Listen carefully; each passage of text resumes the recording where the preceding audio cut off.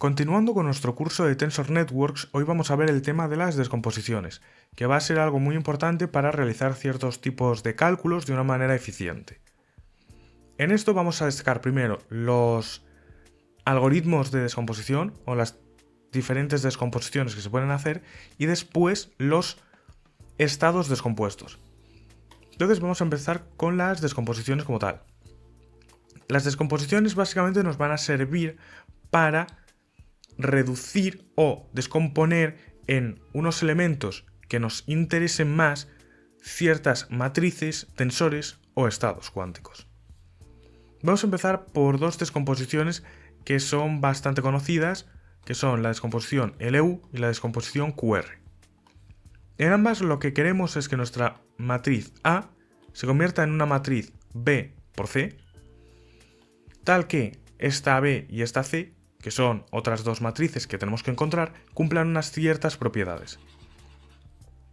En la descomposición LU, lo que queremos es que nuestra matriz A se convierta en el producto de dos matrices L y U, tales que esta sea triangular inferior, de ahí la L del lower, y la U sea triangular superior. Esto es, que L sea algo del estilo 0, 0, 0, 0, 0, 0, 1, 2, 4, 7, 5, 3, 1, 2, 3, 4, por ejemplo.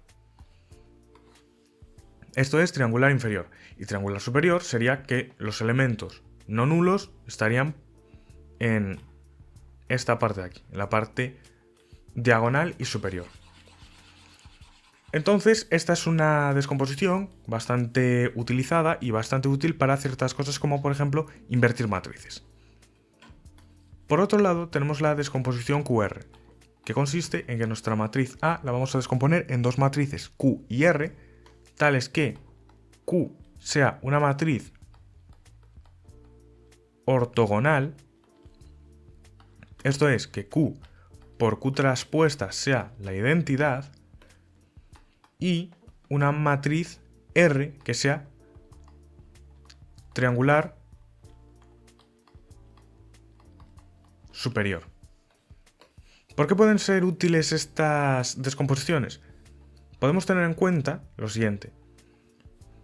En la QR, por ejemplo, si calculamos el determinante de A, este va a ser el determinante de Q por el determinante de R.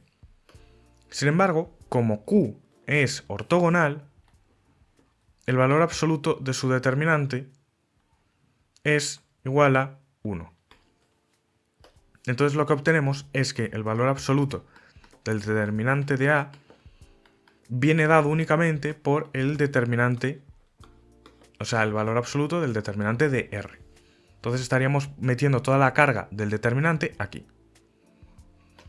Y por otro lado, en la descomposición LU, tendríamos que el determinante de A, en el caso de que L fuese una matriz cuya diagonal fuesen todo unos, entonces el determinante de A sería el determinante de U. Estos son propiedades que se pueden demostrar fácilmente y que se pueden encontrar en la literatura. Pero bueno, estas son dos descomposiciones que pueden ser útiles para ciertos casos concretos. Por ejemplo, si queremos ver esto en una notación de Tensor Networks, sería que queremos pasar de una matriz a un producto de matrices. O sea, que es como si estuviéramos cortando por aquí y convirtiendo esto en dos nodos. Convertimos un nodo en dos nodos. Ahora bien, existe otra descomposición más, que es la descomposición de valor singular, o singular value decomposition.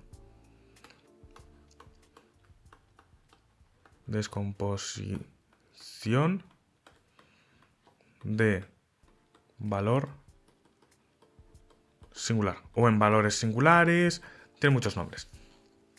Pero básicamente esa consiste en que nosotros, nuestra matriz A, la vamos a convertir en un producto de 3 matrices. Que van a ser U, sigma y V dagger. Siendo U y V dagger, de hecho esto lo voy a poner con la misma flecha, estas dos son matrices ortogonales. Esto es, U por U dagger es identidad y V por V dagger es identidad.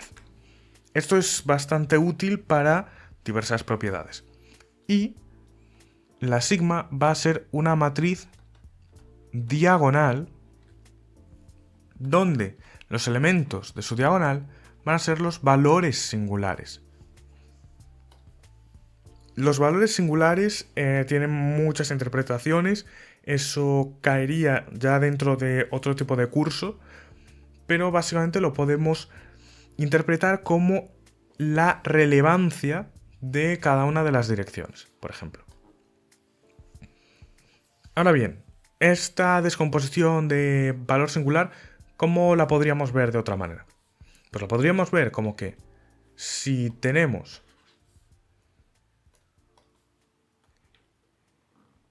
esto de aquí, esto digamos que es nuestra figura inicial. Un poco mal dibujada. Vamos a hacerla bien. Vale. Vamos a hacer esto bien, para que se entienda del todo. Esta es nuestra figura inicial. Entonces le vamos a aplicar VDagger, que lo que va a hacer es generar una rotación. Entonces nuestra figura, voy a dibujar el círculo antes que nada. Nuestra figura ahora será esta, porque hemos rotado. Ahora vamos a aplicar nuestra matriz sigma, que lo que va a hacer va a ser dilatar unas direcciones y otras. Entonces tendríamos, por ejemplo, algo así.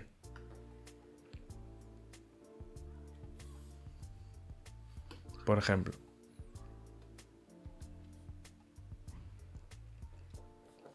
Y ahora vamos a aplicar nuestra matriz U, que lo que va a hacer es otra rotación en la dirección contraria.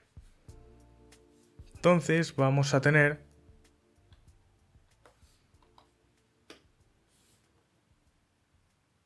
esto de aquí.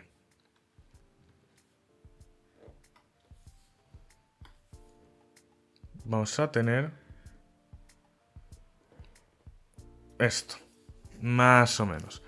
Esta es la idea. Que V rota, sigma deforma y U rota de nuevo. Y en Tensor Networks esto se vería de la siguiente manera. Que tenemos una matriz A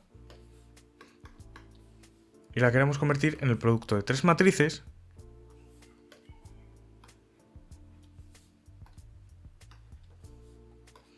de esta manera. U, sigma, V dagger. Esta descomposición es extremadamente útil debido a que estos valores singulares nos vienen a dar la importancia de cada una de las direcciones. Y además tienen las condiciones de que los valores singulares son definidos positivos, o sea, que son mayores o iguales que 0, y además vienen ordenados. Esto es, nuestra matriz sigma va a ser sigma 1, sigma 2, sigma 3, sigma 4. ¿Pero qué significa esto? Que vamos a tener algo del estilo 7, 6, 4, 2, 1... Esto es, están ordenados.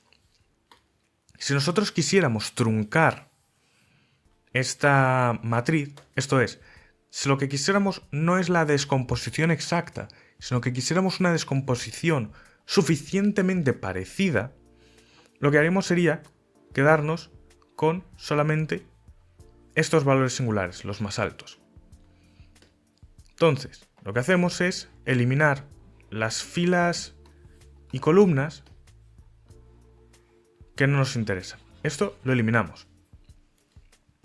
Y obviamente, si eliminamos aquí filas y aquí columnas, obviamente también vamos a eliminar filas y columnas en U y en V.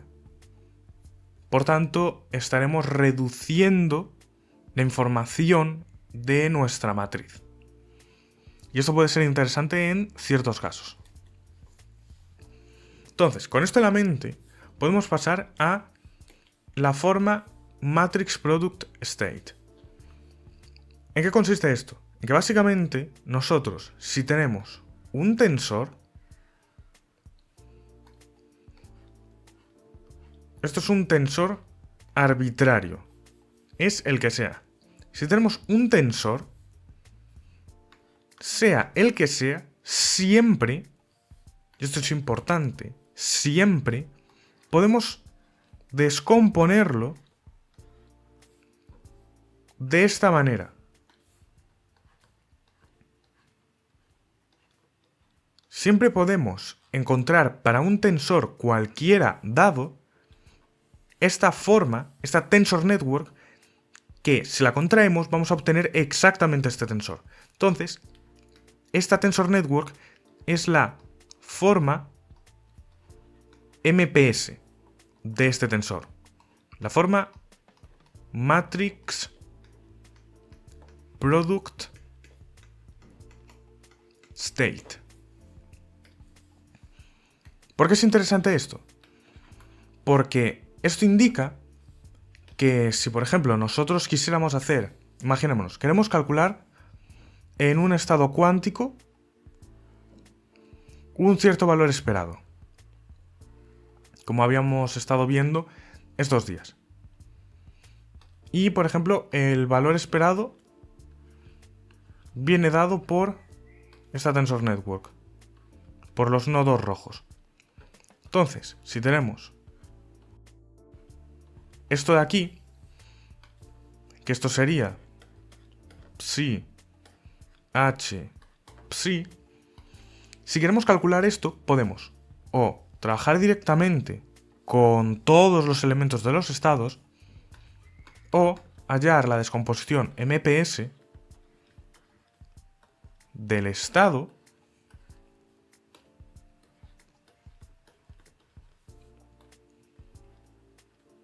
y contraer esta tensor network, que ya habíamos visto que era muy eficiente de calcular. Bueno, habíamos visto una parecida, pero esta es más o menos, sigue en la misma línea. Entonces, para estados muy grandes podríamos obtener la forma MPS. Y ahora vamos a entrar en los detalles de la forma MPS. La forma MPS, básicamente, para un estado, sería que tenemos que psi es igual al sumatorio de A sub I, A sub J, A sub K, A sub L, por ejemplo, para un estado de 4 qubits, con la base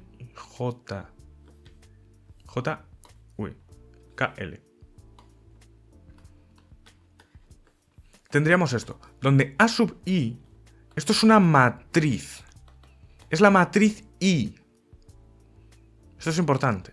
Aunque bueno, hay que tener en cuenta que esta forma que hemos presentado, esto de aquí y esto de aquí no serían la fórmula que hemos puesto abajo.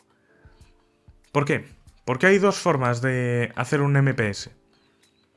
la primera forma, que es hacer unas condiciones periódicas, esto es, este MPS, que sería el que sería representado aquí si cada uno de estos A sub I fuese una matriz. Esto es, por ejemplo, el A sub 0. Bueno, y obviamente esto tiene un superíndice. 0, 1, 2, 3. Vamos a enunciarlo de una manera ordenada, con un ejemplito. Si aquí tenemos esto, ¿qué significa esta fórmula?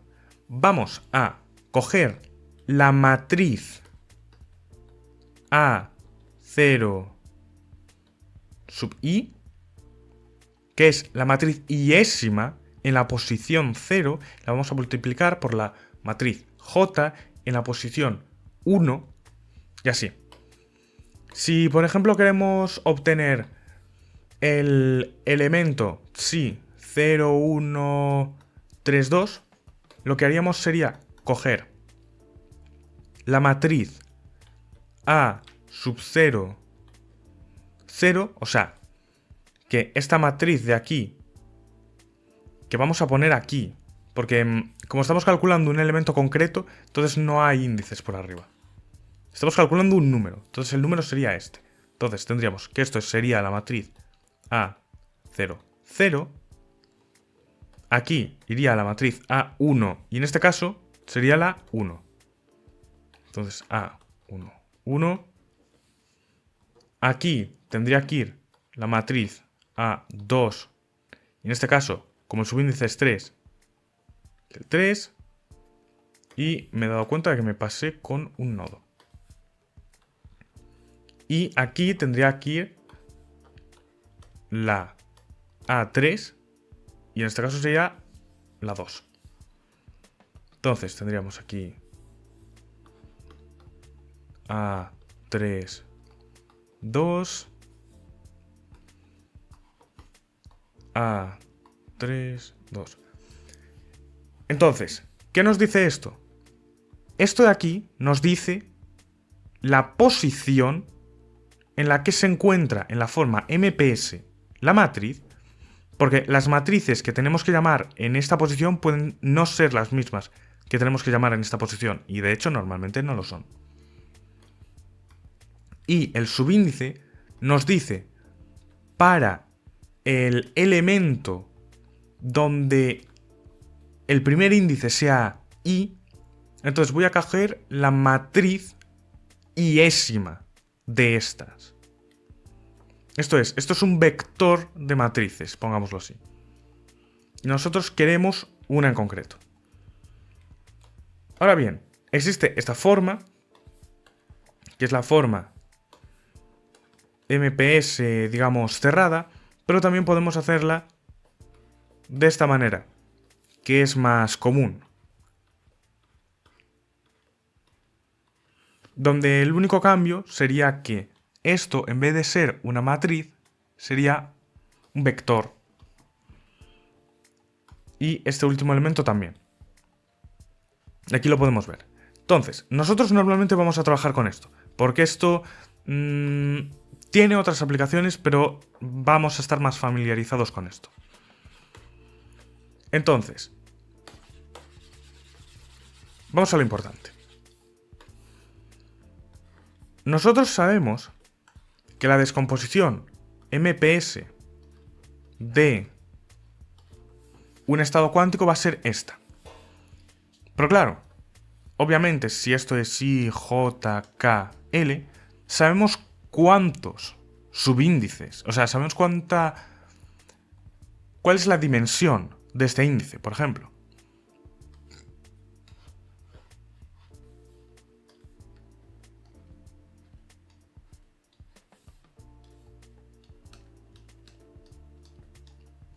Si cogemos este estado, o sea, si este es el tensor que estamos convirtiendo en su forma MPS, entonces nosotros sabemos que si I va de 0 a n, pues entonces este I va de 0 a n.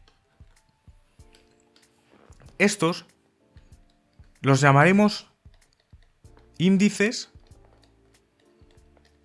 físicos, porque son los que salen del tensor.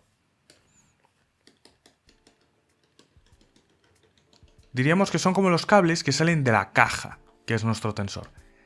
Y estos de aquí, los que conectan cada uno de los nodos con el otro, serán índices de enlace o índices bond. Y estos lo que van a hacer va a ser representar nuestro entrelazamiento.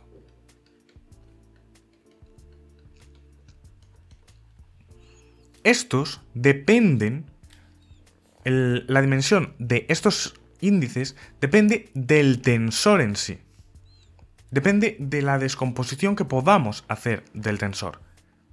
Si es un tensor con menos entrelazamiento, estos índices tendrán una dimensión menor. Por ejemplo, vamos a llamar a este B sub 1. Pues entonces, si hay un alto entrelazamiento, pues B sub 1 irá de 0 a 2 elevado a n, por ejemplo. Y si hay poco entrelazamiento, B1 irá entre 0 y 3, por ejemplo. Entonces, estos subíndices, o sea, estos índices que hay aquí conectando, son los que dirán más o menos cuál es el entrelazamiento. Vamos a visualizar esto de una manera sencilla con un circuito. Nosotros, si tenemos la Tensor Network de el circuito que lo que hace es aplicar C-nodes desde un qubit inicial a los demás, podemos encontrar la forma MPS del estado resultante de esto. Va a ser simplemente contraer esto con esto, después contraer esto con esto, contraer esto con esto, contraer esto con esto. Entonces, vamos a tener el primer nodo rojo, un nodo verde que va a estar conectado aquí, con este voy a ponerle un color azul. Va a estar conectado con un nodo azul y este va a estar conectado con un nodo fucsia.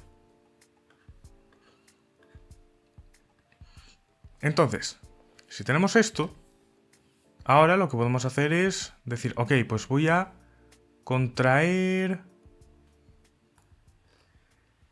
estos dos, voy a contraer estos dos, y no voy a contraer más. Entonces lo que vamos a tener es lo siguiente. Vamos a tener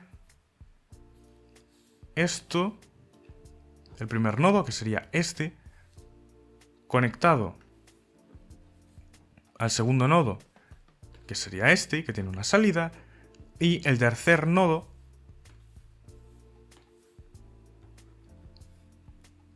que sería este, que va a su vez conectado con el último nodo, que es este.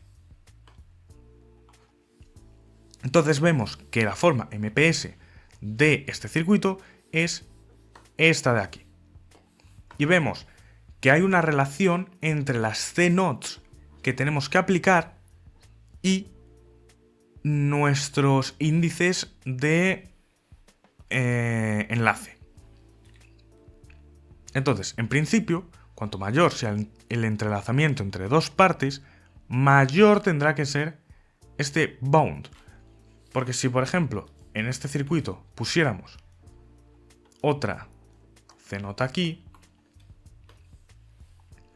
entonces aquí tendríamos otra C0, que tendría que contraerse, podríamos contraer esto con esto, y después esto con esto, y aquí lo que tendríamos serían dos uniones. Esta de dimensión 2 y esta de dimensión 2, que en total sería una dimensión 4. 4 porque es 2 al cuadrado. Si tuviéramos 3 C0, tendríamos 2, 2 y 2. Entonces tendríamos 2 elevado a 3, que son 8. Y así. Entonces vemos que estos índices de... Importante, esto es así porque estamos haciendo después de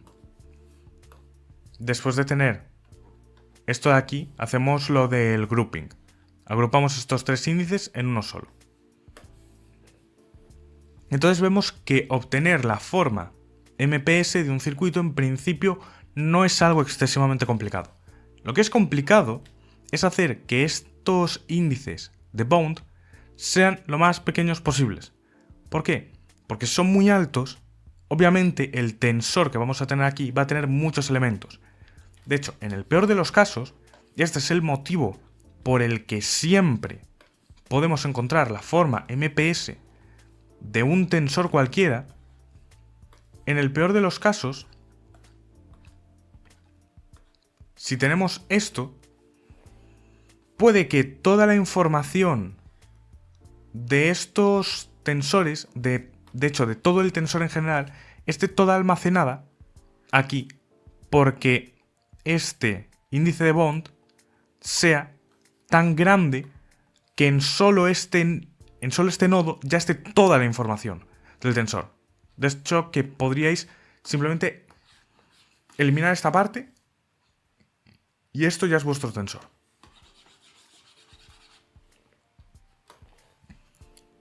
Entonces, una vez tenido esto en cuenta, podemos decir, ok, nosotros lo que vamos a hacer va a ser convertir a nuestros estados en formas MPS. Nuestros estados incluye a nuestros circuitos cuánticos. Esto es positivo porque en ciertos casos implica que, por ejemplo, si quisiéramos calcular el valor esperado de un cierto operador que se pueda poner de esta manera, pues entonces no tendríamos que calcular todo este estado, sino que podríamos obtener la forma MPS de una manera relativamente eficiente, relativamente sencilla y sin tener que ocupar una cantidad exponencial de memoria, y sobre eso calcular el valor esperado con esta forma, simplemente contrayendo en estas direcciones. Entonces digamos que esa es la primera ventaja. Para ver la comparativa de espacio que tenemos que ocupar, pensemos en un tensor de orden n. Esto es, en un n-tensor. En un n-tensor, o sea, un tensor de n índices donde cada índice tiene dimensión d. Para almacenar esto necesitamos d elevado a n elementos. Sin embargo, su forma MPS va a tener n nodos. Los dos nodos de los extremos, ¿cuántos elementos van a tener? Los de los extremos van a tener D por B. Vamos a suponer que el enlace bond siempre tiene la misma dimensión B. Entonces, vamos a tener D por B. Como son 2, 2 por D por B. Más los demás, que es n-2 por B al cuadrado por D. Entonces vemos que aquí tenemos una cantidad exponencial, mientras que aquí tenemos una cantidad polinómica. ¿Cuál es el truco? El truco está en que en el peor de los casos este número b va a crecer como d elevado a n. Pero en muchos otros casos no va a pasar eso. Y esos son los casos que vamos a aprovechar, que serían los casos de estados con bajo entrelazamiento. Y por eso mismo es importante destacar que en computación cuántica la ventaja cuántica solo puede aparecer en el caso en el cual el circuito tenga un alto entrelazamiento. Si no, puede que una forma MPS pueda reproducir exactamente lo mismo y por tanto no tengamos una ventaja cuántica. Ahora bien, ¿cómo se genera la forma MPS y cómo se determina el índice Bond? Pues de la siguiente manera. Si nosotros tenemos un tensor general,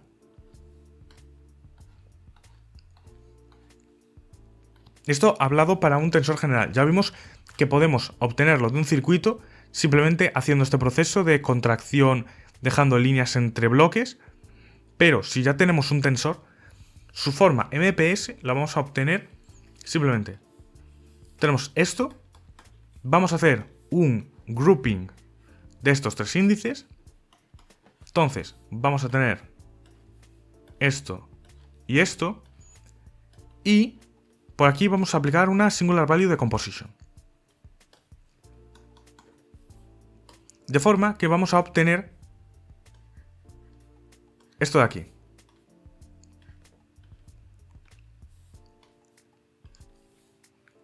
Siendo esta nuestra U, sigma y V dagger. Entonces, ahora vamos a hacer algo importante, y es escoger si vamos a truncar o no. Por ahora vamos a no truncar. Entonces lo que vamos a hacer va a ser contraer esto con esto. También podemos contraer el otro si queremos, pero vamos a escoger en este caso esta convención. Vamos a contraer la U con la sigma. Entonces, lo que tenemos es esto de aquí. Ahora, hacemos splitting en este índice. De forma que tenemos esto de aquí y tenemos otra vez los tres índices. Vamos a olvidarnos de esta parte y la guardamos. A esta la vamos a llamar A1. Entonces, ahora, nosotros lo que tenemos es este tensor. Y tenemos que hacer la descomposición, singular value de composition, otra vez. Entonces lo que vamos a hacer va a ser hacer grouping en estos dos índices y grouping en estos dos índices. Entonces vamos a tener esto y esto. Aplicamos la singular value de composition y obtenemos otra vez algo así.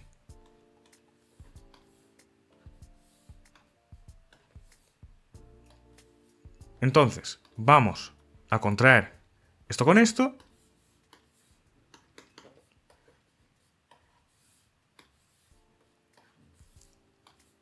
Y vamos a tener esto de aquí. Guardamos esto, lo vamos a llamar A2, por ejemplo. Y ahora tenemos que descomponer este tensor. Entonces, vamos a hacer splitting de forma que tenemos estos dos índices. Hacemos grouping en estos dos. Y como no queda más por aquí, pues no hace falta que hagamos grouping en ese lado. Entonces vamos a tener esto y aplicamos la singular value de composition aquí. Finalmente tenemos esto y esto.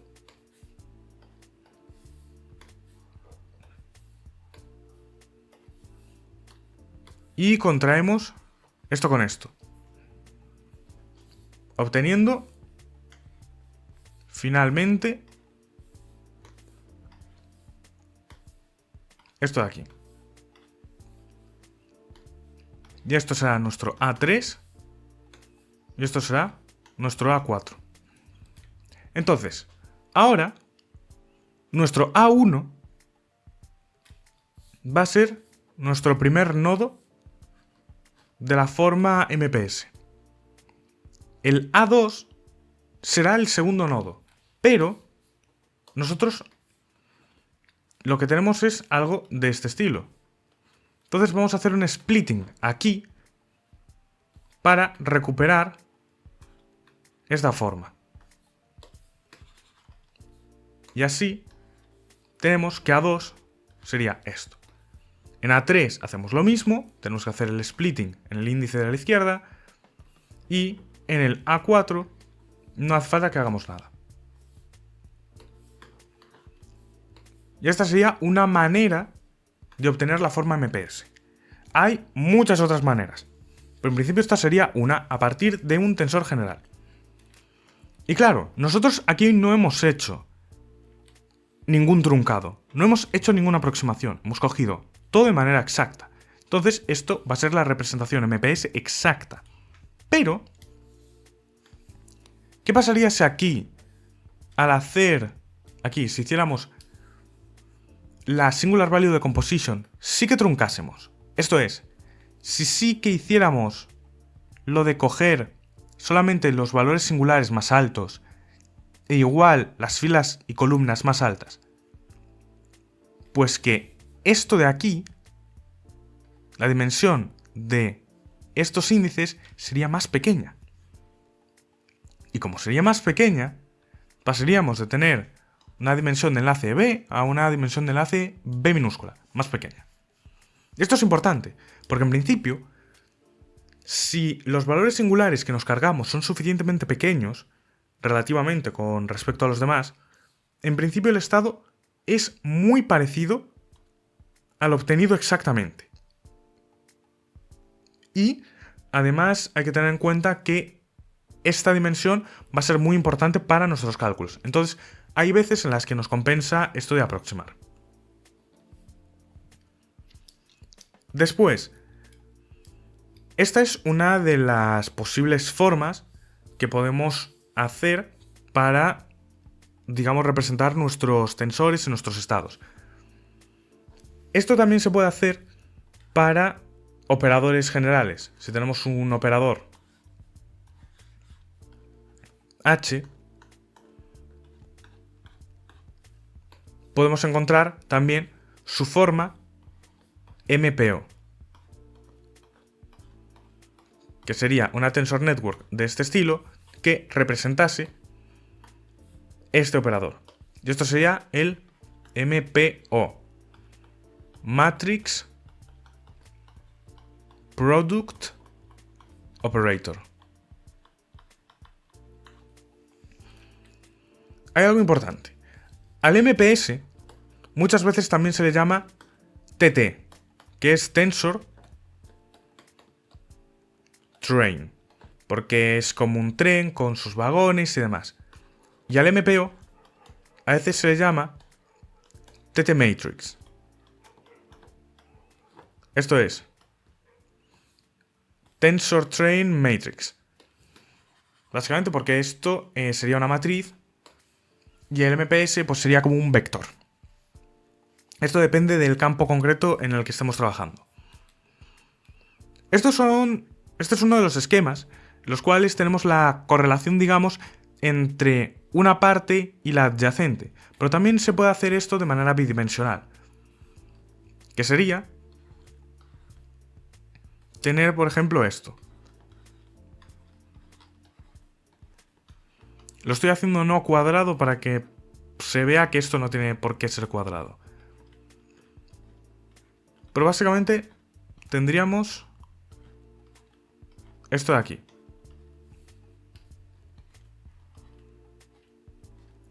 Que esto sería una especie de MPS, pero en dos dimensiones. Y esto se llama PEPS. Projected, Entangled, Pair, State. Creo que era algo así. Probablemente lo voy a poner en la descripción del vídeo o lo voy a referenciar en en otro lado. Pero básicamente este tipo de estados que son bastante útiles, sobre todo en cierto tipo de entornos. Bueno, voy a poner el nombre concreto. Projected Entangled, con una N aquí, Pair States, que tiene mucho que ver con temas de materia condensada y demás. Pero básicamente aquí vemos que la correlación no va solamente digamos en una S, porque la forma MPS de esto sería algo así. Vemos que aquí la información va como en una S, porque tiene que ser una cadena, pero aquí además tenemos más uniones para el envío de información y para las correlaciones. Esto también tiene sus ventajas, tiene campos en los que es bastante útil, así que es un estado que hay que tener muy en cuenta, aunque suele usarse de manera más bien aproximada. Después también tenemos los árboles de Tensor Networks, que serían algo así. Que esto, digamos, sería la generalización de un estado MPS.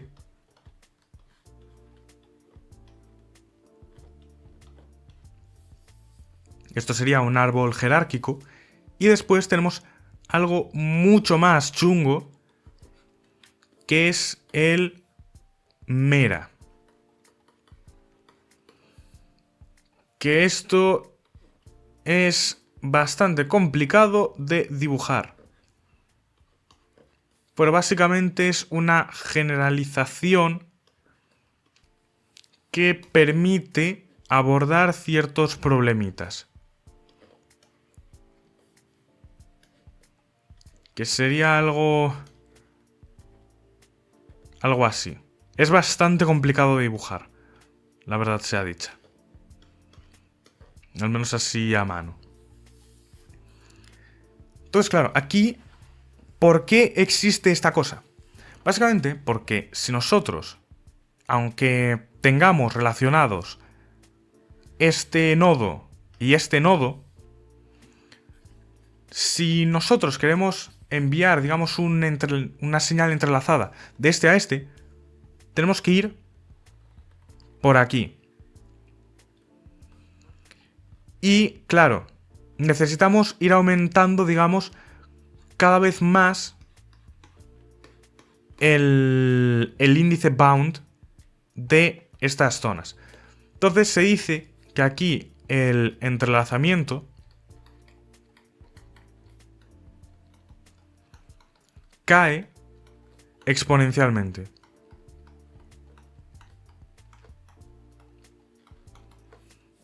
Porque la ruta que tendrías que seguir sería esta, que es exponencial. Mientras que aquí, por ejemplo, si quieres relacionar este con este, puedes hacer esto de aquí. Que a ver, tampoco hay mucha diferencia. Pero a efectos reales sí que la hay. O sea, aunque gráficamente no lo parezca, esto tiene mejores propiedades que esto para ciertas cosas. Pero hay que tener en cuenta que obviamente contraer esto y demás es más complicado. Pero eso depende de cada caso y de qué queráis hacer concretamente. Entonces, básicamente, esto es lo que queríamos mencionar hoy sobre el tema de las descomposiciones. Con lo que tenéis que quedaros es que todo tensor se puede descomponer en una forma MPS, la cual puede ser exacta y por tanto su índice bound va a crecer de una cierta manera, o puede ser aproximado, donde podemos hasta escoger cuál va a ser el índice bound. Y existen esquemas más generales como el PEPS o el Mera que tienen otro tipo de propiedades. Entonces, en el siguiente capítulo vamos a ver cómo utilizar este tipo de formas para comprimir estados obtenidos de circuitos cuánticos en su forma MPS y cómo hacer que este índice Bond no vaya aumentando a medida que vayamos añadiendo las puertas que vayamos metiendo en nuestro circuito a base de usar la Singular Value Decomposition truncada. Y también porque existe un método que es el método de recompresión MPS, y eso es lo que veremos en el siguiente capítulo. Así que espero que esto más o menos os haya quedado un poquito claro. También os recomendaría que miraseis las referencias y que miraseis también un poquito más de contenido al respecto, porque esto concretamente, lo de la forma MPS, es algo extremadamente utilizado tanto en la parte de computación cuántica como en la parte de Machine Learning. Entonces os recomendaría que entendieseis bien, muy bien esta parte, y a partir de ahí ya pudierais continuar con lo demás muchísimo más fácilmente. Así que nos vemos en el siguiente vídeo.